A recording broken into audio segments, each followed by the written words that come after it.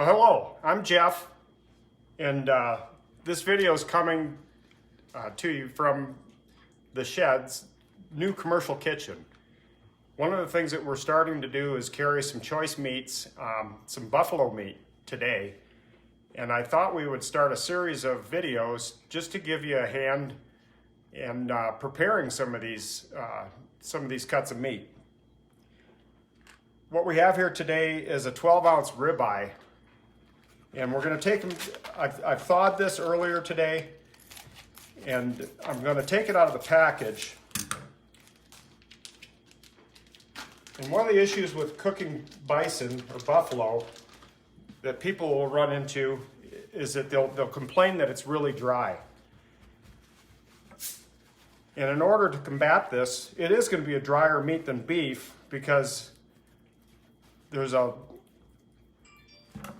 less amount of fat in marbling in the bison. So what we're going to do, we're going to pat that meat dry, and instead of marinating our steak in a wet or a moisture-filled marinade, we're going to marinate the steak using a dry method. So after I've patted the steak dry, what I'm going to do, I'm going to use a combination of garlic powder, onion powder,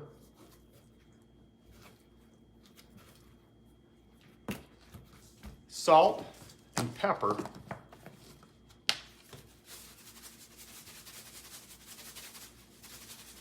We're going to cover all sides of the meat.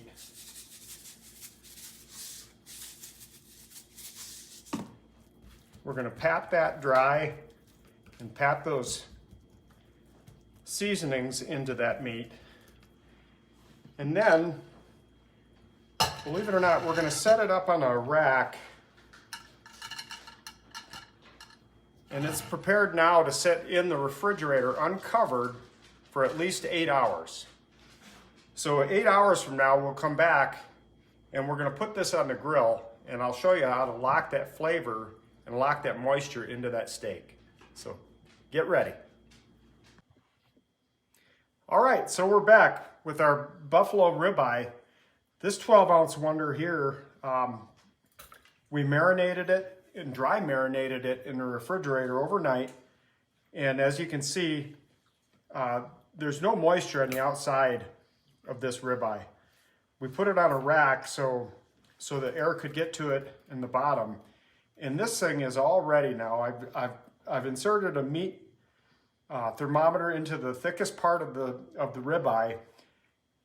Careful not to put it into this this chunk of fat here, because the fat will get hotter than the meat will quicker. I've preset our thermometer at 125 degrees.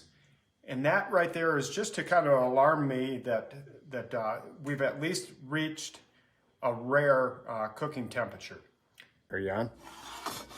Are you on? Okay, so we've preheated a cast iron skillet with oil in it, and we're going to take and place our ribeye.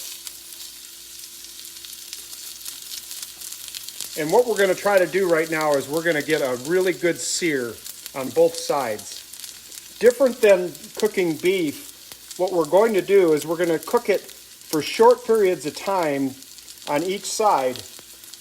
And hopefully what we'll achieve is even cooking from both sides, the top and the bottom.